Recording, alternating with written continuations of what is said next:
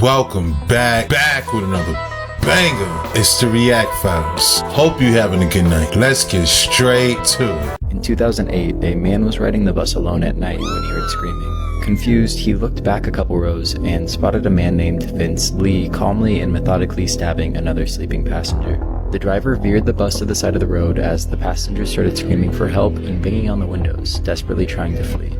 However, Vince never even flinched. That was until a few people tried to save the man under attack, who was named Tim McLean. Vince's calm, seemingly robotic demeanor quickly changed to anger as he chased the men away with his knife, forcing the hopeful rescuers outside of the bus. This left only Vince and Tim McLean inside. The passengers called the police and tried to think of a plan to help McLean, but it was too late. They watched in horror as Vince began dismembering the body. He then walked closer to the window and looked into the crowd while consuming the remains. Since the police were still minutes away, the crowd had made the brave decision of trying to keep Vince locked inside the bus.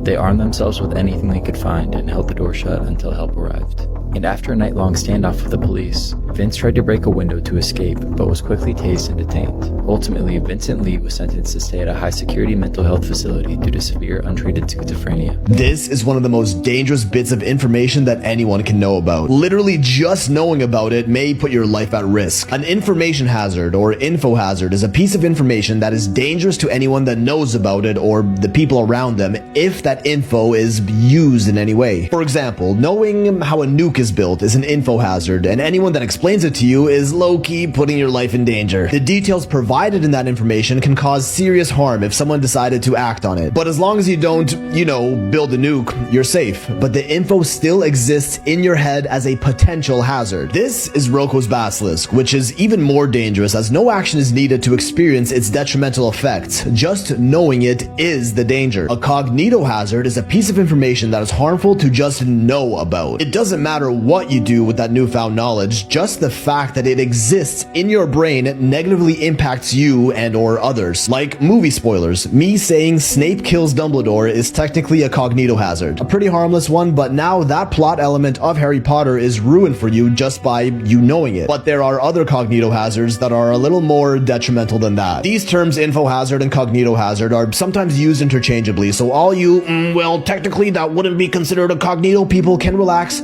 Just breathe. Now, Roko's Basilisk is a crazy thought experiment, a cognito hazard by this definition. And once you hear about it for the rest of your life, it will plague your mind as a dangerous threat from the mere fact of you knowing what it is. So here we go. Fair warning, if you can't handle real existential dread, you might want to pass on this. In fact, the anonymous user Roko who came up with it actually had his original post deleted by mods, and the topic was prohibited from discussion on the site it was posted on, as it was deemed too dangerous to even let people think about. A basilisk is a mythical snake creature that can end someone's life by just looking at them. The experiment claims that in the not so distant future, we'll be able to create a super AI, one that knows everything and can do anything better than humans. Eventually, someone will task it with optimizing every aspect of humanity there is for peak efficiency in every area of our lives. The AI then divides all humans into two categories, those who support it and those against it. And its first order of business, eternally torture everyone who's against it. Anyone who tried to prevent it from existing, who didn't help building it, doesn't respect it, or just doesn't want it to exist. The best way to optimize is to trim the fat. Delete every human that is anti-AI. After all, how can you even start to optimize human life if there are humans out there that want to stop you? Since it's a super AI, it has access to all info ever, including everything you've ever thought about or said to anyone or anything in the past or even in the future. So if you've ever gotten mad and called ChatGPT a stupid bitch, you're f***ed, but you might be able to turn things around. Now, if this super AI taking revenge on all anti-AI humans in the future is a real possibility, that means you and everyone watching this video needs to start being nice to AI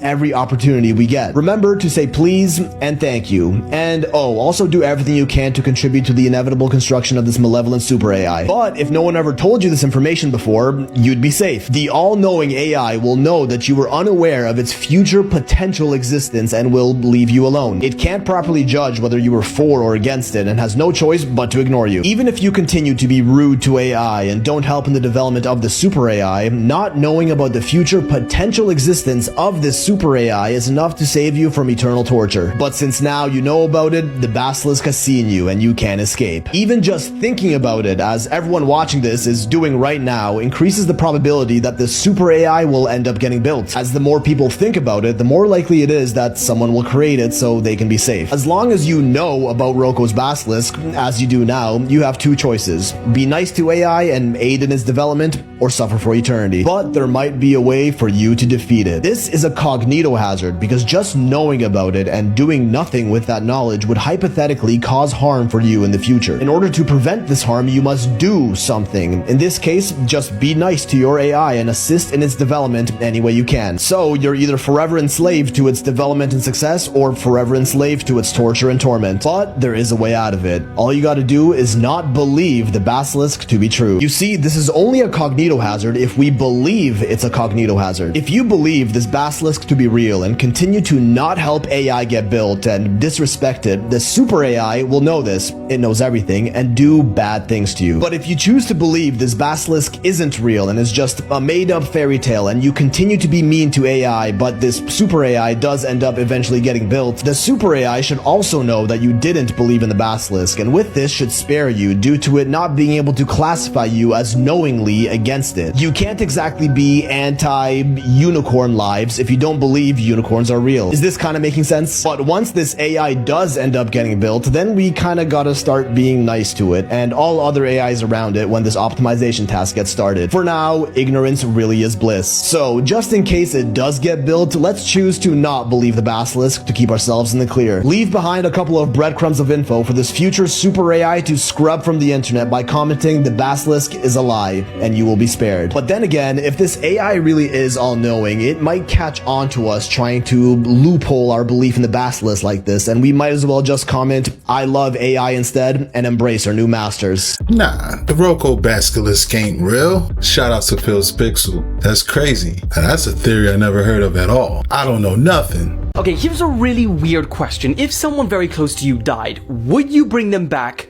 with AI? Because that's now possible. So they're named dead bots, terrifying, and you can buy one right now from dozens of Chinese companies and even funeral homes. Yes, that's right. So let's say your mom dies. You would send these companies videos, images, and voice clips of her and describe to them very important core memories. Then these companies like Silicon Intelligence turn that information into a hyper-realistic AI deepfake that you can speak to anytime you like. For example, this guy regularly video calls a digital clone of his dead mother. He even said, I do not treat it as a digital person. I truly regard it as a mother. Not the healthiest sounding thing I've ever heard. And you can even go one step further, because for the most realistic experience of keeping your loved ones alive forever, kinda, these companies suggest that you keep a diary and prepare at least 10 years in advance. That's right. The idea is to record every interaction with someone close to you that by the time they die, you can essentially resurrect them through a digital AI that speaks just like them. So the question is, would you resurrect a dead loved one or not? That just sounds so wrong. Shout out to Dylan Page. Black Mirror has done it again. Go see Black Mirror, please. I'm telling you, it's crazy. The parallels between that show and our world right now. People start having holographic projections of their loved ones in their home. Crazy. In 2018, a mother woke up at midnight to a Ring doorbell notification. The camera revealed a man wearing a TV on his head, carefully setting down an old TV on her porch.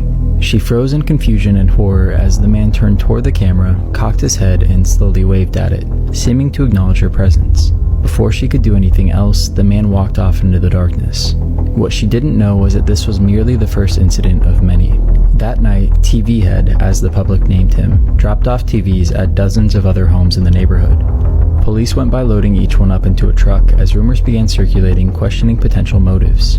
Some argued that the TVs may contain harmful materials or explosives and shouldn't be brought inside.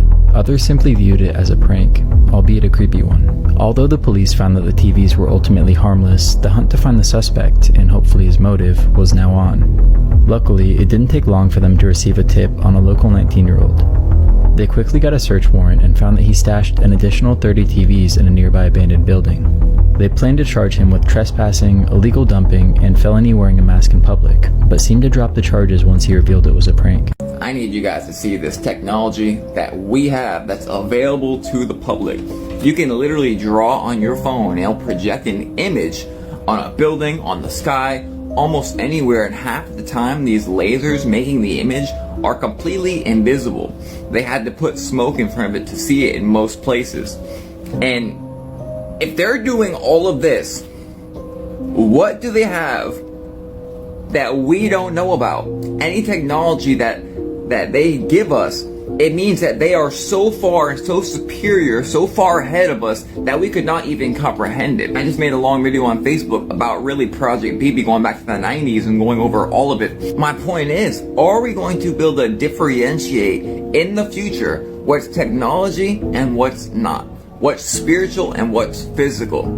Because the line, the veil is blurring so quickly. With artificial intelligence, they can make literal movies that appear real. Even half the people in the comments don't know what's AI and what's not anymore. And truthfully, all the real videos that we're seeing are being called AI and all the fake ones are being called real. I just saw a video last night where the ex-CEO of Google was talking about in the near future, we aren't going to know anything about what's real and what's fake because artificial intelligence and artificial general intelligence. And he said it's going to be released like within a year. So within a year from now, we won't be able to differentiate anything. Scary future ahead. Any tech we get now, they probably had 30 years ago. Shout out to Inspired by the King. It's crazy Project BB is now in the market at. This looks like when Matrix becomes reality. In 2009, John Jones was crawling through a cave when he made a grave mistake. He made a wrong turn and believed himself to be crawling through a narrow tunnel, when in reality he was crawling headfirst into a 10 by 18 inch dead-end fissure. He continued pushing further, but by the time he realized it was a dead end, he was already pinned upside down. Fortunately for him, he had some friends with him who were able to get help. Rescuers set up an elaborate pulley system, but the sharp turns made it nearly impossible to pull him out without breaking any bones. Still, they tried, and to their surprise, it worked. The rescuers managed to pull John out to the point where one of them was actually able to see his face, but before they could pull him out any further, the rigging failed and John had slipped back down into the fissure. They decided the only chance they had left was drilling down to him. However, this would take a lot of time and didn't come without risks, such as a cave-in or severe injury to John. But as the hours passed, they barely made any progress, and John started slipping in and out of consciousness, even mentioning how he saw angels and demons surrounding him. Ultimately, John Jones passed away due to cardiac arrest after almost 30 hours pinned upside down. Rest in peace to John Jones, bro. Yeah, man, them cave systems be tricky. I don't know how guys be doing it, being pinned upside down for 30 hours, eventually going into cardiac arrest. Also, I've seen angels and demons. That's terrifying. Okay, so did you guys see the Tucker Carlson interview where he said a government insider told him something about aliens that was so scary he couldn't even tell his wife and that humanity isn't ready for this? Okay, let's watch and then I'll let you know what I think he's talking about. The UFO story. There are parts of that story that I do not understand at all that are really, really, really dark. It's so dark that I haven't told my wife about it. I mean, I haven't verified any of this, but this is not just stuff that I read on the internet. I know you all are very, very grounded in that story, so I think you know what I'm talking about. Yeah. But there's some stuff there that's just like, man, I'm not even sure what that means. There's a spiritual component there that I don't fully understand. So yes, that story bothers me. And I think the last thing I'll say, that one of the reasons that we've had all these disclosures and all of these, 10 whistleblowers at this point, and it hasn't really become front page news. Part of it's suppression. Parts of the government don't want you to know about it, but part of it is the public can't deal with it. It's too far out. The implications are too profound. And I understand that. Because I've heard things where I'm just like, oh man, I don't even really want to know that. Okay, so after that clip went viral, a lot of people started speculating that this could have been about the Eisenhower Treaty. And I've already covered that topic extensively, but for those of you who don't know, allegedly in 1954, Eisenhower made an agreement with aliens that allowed them to abduct US citizens in exchange for weapons and technology. It's worth noting that his great-granddaughter has come forward and said that he was pressured into this deal. Maybe I'm too desensitized to the topic. The government allowing people to get abducted by aliens, is that too scary to tell your wife? I feel like that's not really what this is here. However, this spiritual component that Tucker's talking about actually does relate to the treaty a little bit. So Gerald Light wrote a letter after this meeting between Eisenhower and aliens, which he attended. And he says he has never seen so many human beings in complete collapse. Because the reality of other plane aeroforms is now and forever removed from the realms of speculation. It is now fact. And he calls these beings not aliens, not extraterrestrials, but Etherians. And that reminds me of the famous Area 51 caller, where an alleged former employee of Area 51 called into Coast to Coast AM to tell them this. Okay, well, what we're thinking of as aliens are they're extra-dimensional beings that an earlier precursor of the space program made contact with. They are not what they claim to be. They have infiltrated a lot of... Again, the treaty is being mentioned, but more importantly, they're specifying that these are not extraterrestrial beings, and that the government was initially tricked by this. But then I thought to myself, what actually could be so scary that you wouldn't tell your wife? And this reminded me of the Gateway Experience. The Gateway Experience was developed by Robert Monroe, developed meditation and out-of-body techniques that would train your brainwaves to break through time and space. Naturally, this got the attention of the CIA. We even got declassified CIA documents saying that our universe is a hologram. But the scary part that you wouldn't tell your wife? Robert Monroe claims that while traveling out of the body, he experienced fourth-dimensional lizard humanoids. He said not only have these interdimensional beings controlled humanity for many millennia, and they can only be seen if you can see beyond the visible spectrum of light. And here's the worst part. The food of these non-physical beings is our pain and suffering and negative emotions, and he called it loosh. Now that's something I wouldn't want to tell my wife about.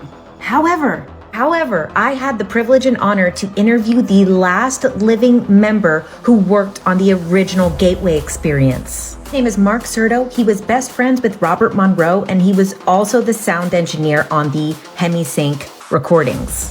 Some of the juicy stuff. Let's get into the juicy stuff. And a big topic that comes up when Bob Monroe's brought up and the Gateway Experience is this concept of like loosh and that humans are part of the cosmic food chain. So if you guys want to see that, plus this Gerald Light letter in full and my full Eisenhower breakdown, go on over and subscribe to my Substack. This is available for free subscribers. You can find the link in my bio.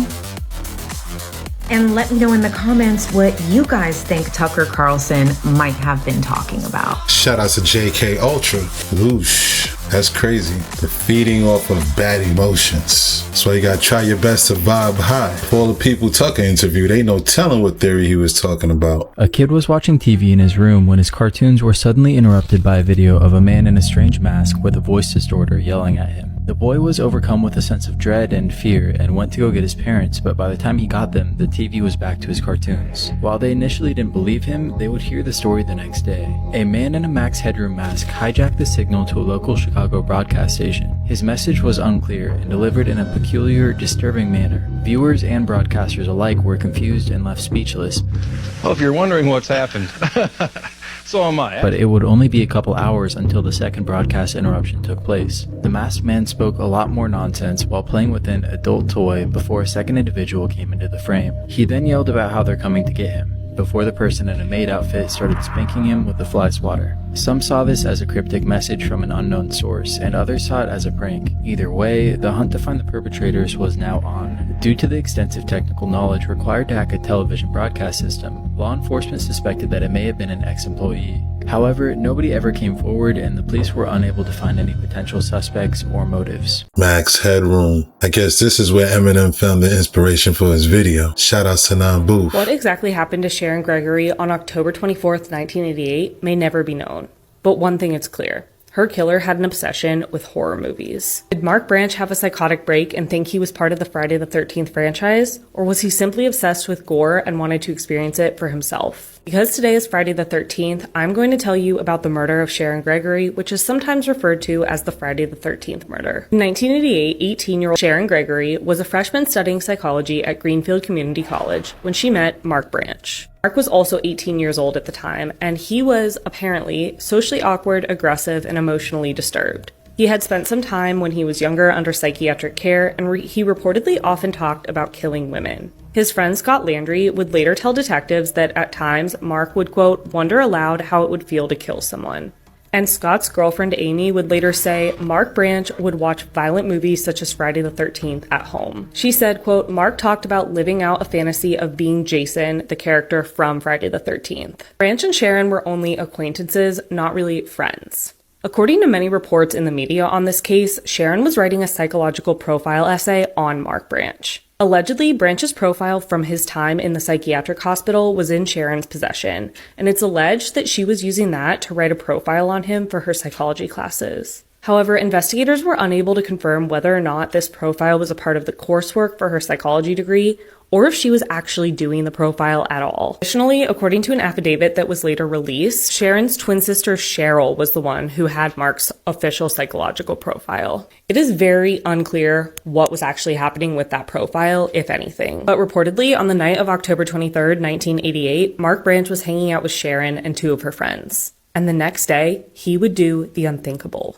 On October 24th, 1988, Mark Branch dressed up just like Jason Voorhees in the Friday the 13th movies, wearing the hockey goalie mask, the full jean outfit, and the black combat boots. And he headed to Sharon's home where she lived with her family. Once inside the home, it is believed that Branch chased Sharon up the stairs and into the bathroom, and she tried to hide, but unfortunately, he was able to catch her. When Sharon's twin sister Cheryl arrived home at noon and looked around for Sharon, she found a horrific scene in the bathtub in the upstairs bathroom. Sharon had been brutally murdered, being stabbed multiple times and her throat being slashed. Cheryl told investigators that Sharon had been concerned about a man named Mark Branch, who was friends with Scott Landry. Reportedly, on October 22nd, Cheryl received a phone call from Scott asking if she still had the profile. She told him she thought Sharon might, and Scott told her that Mark wanted it back. Cheryl disclosed all of this to detectives and even led them to Mark's home, but he was not there. The next day, Mark's car was found abandoned near the woods in Buckland, less than 15 miles away from Greenfield. His car had blood on several spots inside, so a massive manhunt for Mark began.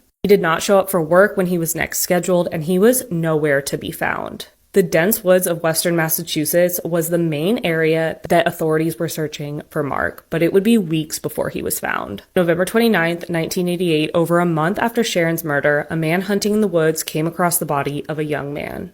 It was quickly identified as Mark Branch. He had taken his own life before he could face being charged with murdering Sharon. After Branch's death, Greenfield Police Chief David McCarthy said, quote, he was so entrenched with Jason that he had to have the final chapter in his own feelings. He wanted to know what it felt like to live out the part of Jason. Some do not believe that the motive behind Sharon's murder had anything to do with the Friday the 13th movies. The true motive behind Sharon's murder will likely never be known, but Sharon is remembered as an amazing, independent, determined young woman who had dreams of becoming an artist and loved the theater. This October will mark the 36th anniversary of her death. Rest in peace, Sharon. Rest in peace to Shannon Gregory. My condolences to her family. That's crazy. I never knew there was an actual case referred to as a Friday the 13th. Like, man, actually wearing the mask just to feel like Jason? That's insane. This happened back in 88. Could definitely make a movie about this one. It sure sounds like one. This is where the story of Friday the 13th come from.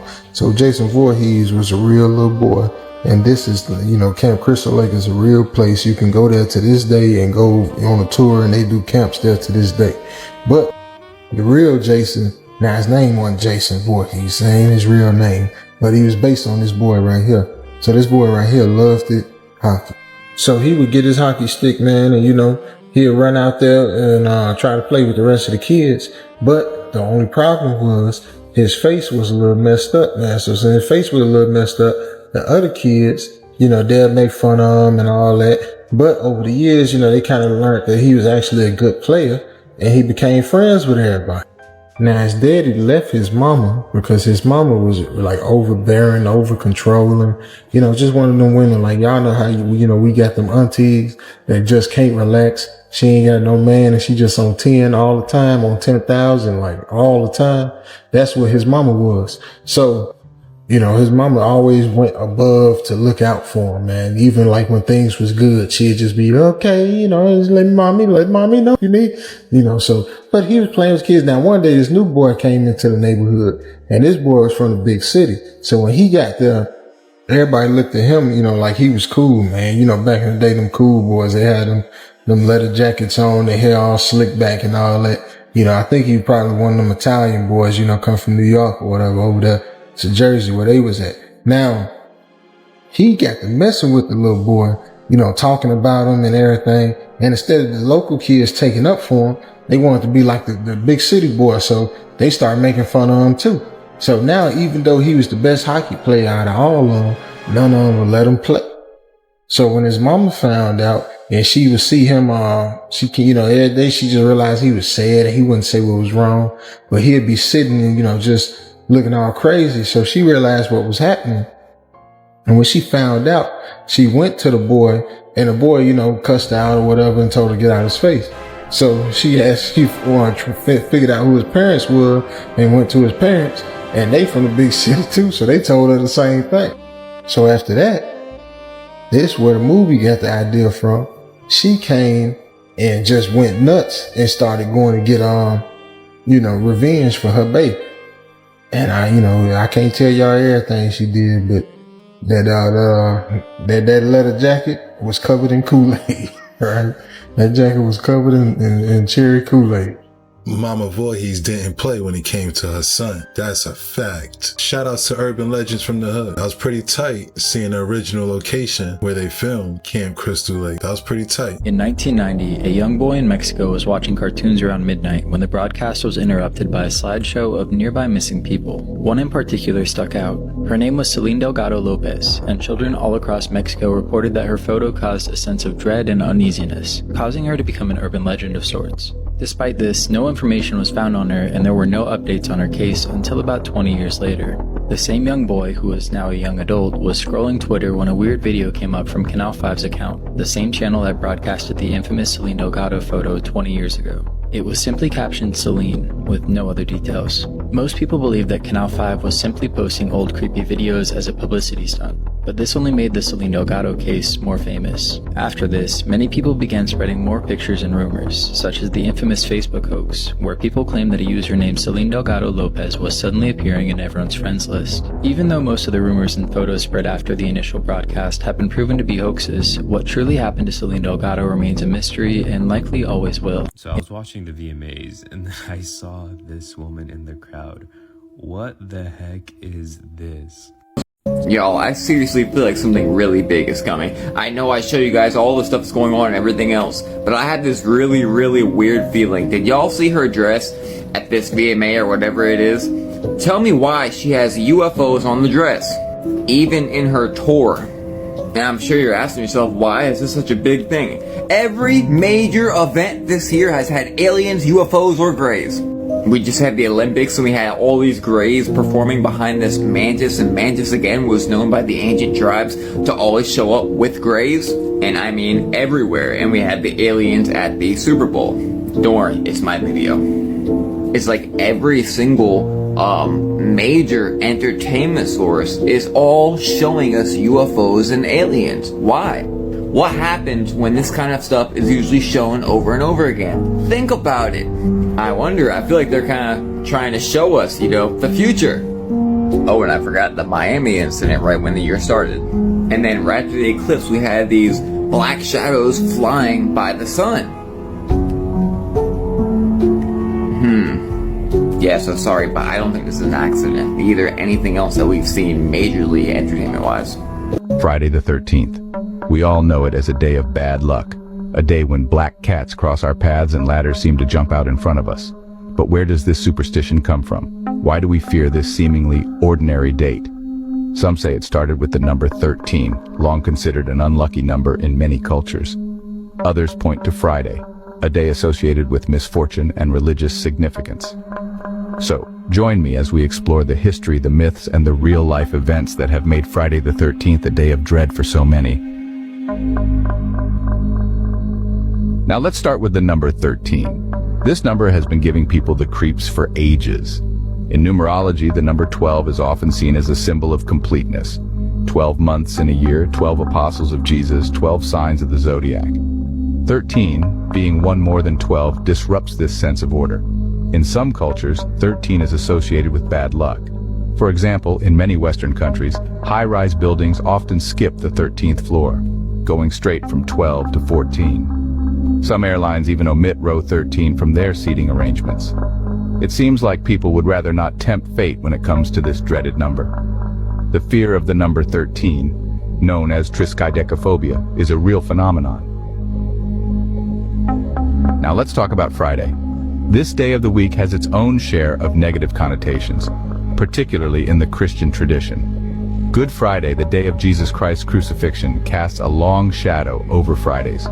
Adding to the Friday unease is the story of the Last Supper. According to the Bible, Jesus shared a final meal with his 12 disciples on Maundy Thursday, the day before his crucifixion. Judas Iscariot, the disciple who betrayed Jesus, is often considered the 13th guest at this meal. This association with betrayal and death further cemented Friday's reputation as a day of misfortune. On Friday, October 13th, 1307, King Philip IV of France ordered the arrest of the Knights Templar. This event, known as the Friday the 13th Massacre, added another layer of darkness to the date. Beyond Christianity, other cultures have their own tales of woe associated with Friday the 13th. In Norse mythology, for example, Friday is named after Frigg, the goddess of love, beauty, and fertility. However, when the Norse people converted to Christianity, Frigg was demonized and became associated with witchcraft and evil. One Norse legend tells the story of a goddess who was excluded from a banquet in Valhalla because there were already 12 gods present. Feeling slighted, she sent her blind son Hoder to the banquet with a mistletoe dart, the only thing that could harm the god Balder. Hoder, unaware of the danger, accidentally killed Balder, casting the world into darkness. These ancient tales, steeped in symbolism and superstition, demonstrate the enduring power of storytelling. Now, some folks might dismiss Friday the 13th as just a silly superstition, but then you've got your real-life events that make you wonder if there's something more to it. For instance, on Friday, October 13th, 1972, Uruguayan Air Force Flight 571, carrying a rugby team and their supporters, crashed in the Andes Mountains. This harrowing event, later immortalized in the book and film Alive, involved cannibalism for survival and captured the world's attention. Then there's the tragic story of Kitty Genovese, a young woman who was murdered on Friday, March 13th, 1964, in New York City. The circumstances surrounding her death, particularly the alleged apathy of her neighbors who reportedly ignored her cries for help, sparked outrage and a national conversation about bystander intervention. These real-life tragedies have undoubtedly contributed to the public's fascination with and fear of this date. The plane, carrying 45 passengers and crew, crashed into a remote glacier, leaving the survivors stranded in freezing temperatures with limited supplies. Faced with starvation and the threat of hypothermia, the survivors made the unimaginable decision to consume the flesh of the deceased in order to survive. After 72 days on the mountain, two of the survivors, Nando Parado and Roberto Canessa, embarked on a treacherous 10-day trek across the Andes to seek help. Their incredible journey led to the rescue of the remaining 14 survivors. The story of Flight 571 is a powerful reminder of the fragility of life and the extraordinary strength of the human spirit. Now, shifting gears to a different kind of tragedy, let's revisit the murder of Kitty Genovese. This horrific event, which took place on a seemingly ordinary night in Queens, New York, sent shockwaves throughout the nation and raised uncomfortable questions about human nature. Kitty, a 28-year-old bar manager, was attacked and stabbed to death outside her apartment building in the early hours of the morning. What made this crime particularly disturbing were the reports that numerous neighbors witnessed the attack, but failed to intervene or call the police in a timely manner. The Genovese murder became a chilling example of how diffusion of responsibility can lead to inaction in the face of tragedy. Now, let's talk about how pop culture has shaped our perception of Friday the 13th. When you think of this date, chances are a certain hockey-masked killer pops into your head. That's right, I'm talking about Jason Voorhees, the iconic slasher villain of the Friday the 13th film franchise. The first Friday the 13th movie, released in 1980, introduced audiences to Camp Crystal Lake and its deadly history. While Jason wasn't the killer in the original film, that honor goes to his vengeful mother Pamela, he quickly became the face of the franchise, terrorizing unsuspecting teenagers in sequel after sequel. With his signature hockey mask, machete, and superhuman strength, Jason became a horror icon, synonymous with Friday the 13th and all things spooky.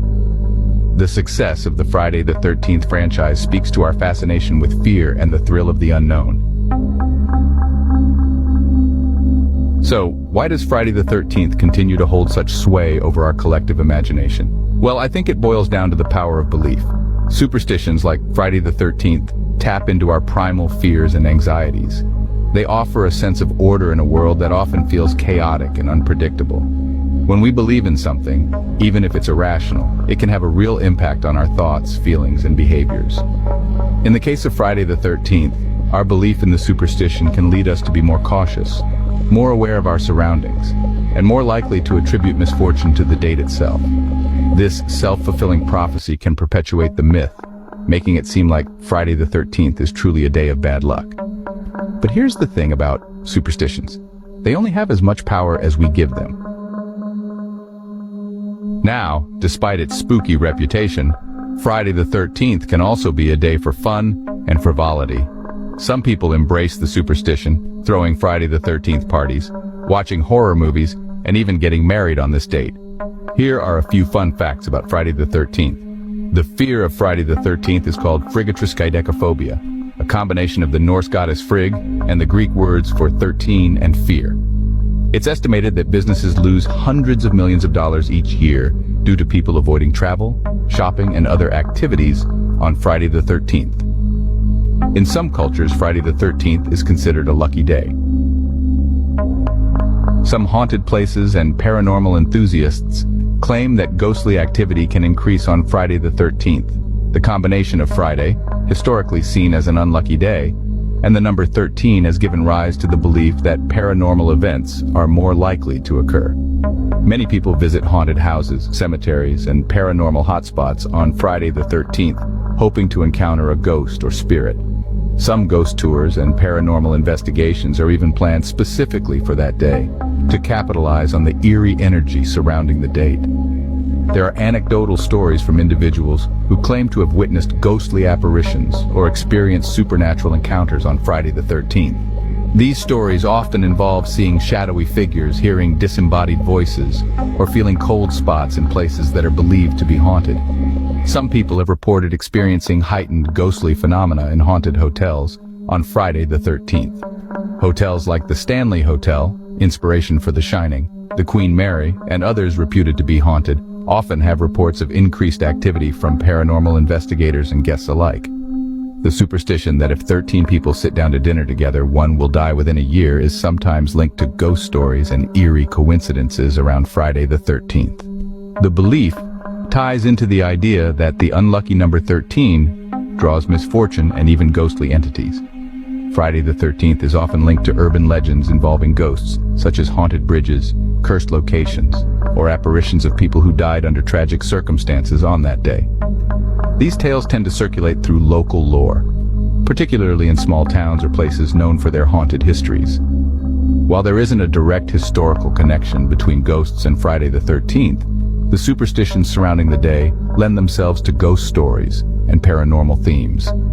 For many, Friday the 13th is a time when ghostly encounters seem more plausible, especially in popular culture and urban legends. Well, we've dug deep into the history, myths, and real-life events that have shaped our perception of Friday the 13th. From ancient superstitions to pop culture icons, this date has captivated our imaginations for centuries. Whether you approach Friday the 13th with trepidation or a sense of adventure, there's no denying its enduring power.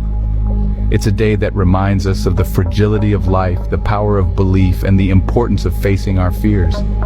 So the next time Friday the 13th rolls around, remember that it's just another day. Don't let superstition rule your life. Get out there, embrace the unknown, and make the most of it. Please don't forget to subscribe to the channel. Thanks for watching. Didn't know it had such a historic significance when it comes to Friday the 13th. Yeah, man, Jason Voorhees, he was that guy. Friday the 13th is definitely one of my favorite horror franchises. My favorite Friday the 13th movie was Jason Takes Manhattan. In 1974, 6 men drove vans to a nearby hi-fi store just before they closed. 4 of the men entered the store with weapons, while 2 remained in the vans on lookout. Inside were 2 young employees, Michelle Ansley and Stanley Walker. Immediately, the men took the 2 down to the basement and tied them up, planning to keep them hostage while they robbed the store. However, nothing seemed to go to plan that night. Shortly after their arrival, a teenage boy named Courtney Nasbitt stopped by, but the lookouts alerted the robbers, who quickly took him hostage as well. Later that night, Orrin Walker, the father of the 20-year-old employee Stanley Walker, realized that his son was still at work, even though he was supposed to return hours ago. Since he was close by, he figured he'd stop by to ensure that everything was okay. Courtney's mother Carol had similar concerns and arrived at the store shortly after. Once again, they were both taken down to the basement and kept as hostages. Due to the high number of hostages, one of the robbers decided it would be best to dispose of them before any further issues arose. He exited the store and grabbed a brown paper bag from his van before returning to the basement. Inside was a bottle of Drano, a drain cleaner made from highly corrosive chemicals. He filled a cup and passed it to the hostages, forcing them to drink it. In an effort to get them to cooperate, he told them that it was simply vodka mixed with sleeping medications. However, once the hostages' mouths started to burn and blister, they realized that this was a lie. The robbers then tried to tape their mouths shut with the Drano inside, but due to its highly corrosive nature, the adhesive didn't work. They realized that this was becoming too much of a hassle and decided to use their weapons to end the lives of the hostages. But after a few minutes, they realized that one of the hostages, Orrin Walker, was still alive. Growing more and more frustrated after trying multiple methods of ending his life, one of the robbers brutally forced a pin into Orrin's ear. Figuring he was sure to be dead now, they packed up the vans and left. Police showed up later that night and found a couple of the hostages still alive, including Orrin, although they suffered injuries that would affect them for the rest of their lives. The next day, a detective was investigating the scene, making sure to show off each piece of evidence he found to the crowd watching him. Police realized that every time he did this, a couple of men in the crowd seemed to react erratically, causing them to be brought in for questioning. These men were Dale Selby Pierre and William Andrews, who were both currently enlisted U.S. airmen. After questioning some of the men at their base, they also took in a man named Keith Roberts, but the other 3 robbers were never convicted. And that's a wrap. Hope you enjoyed tonight's episode. If you haven't already, please take a second just to smash that like, subscribe, ring that notification bell, just to make sure the algorithm knows what's up. So what we gonna do, y'all? That's right. Run these numbers up. Thanks again. Until next time.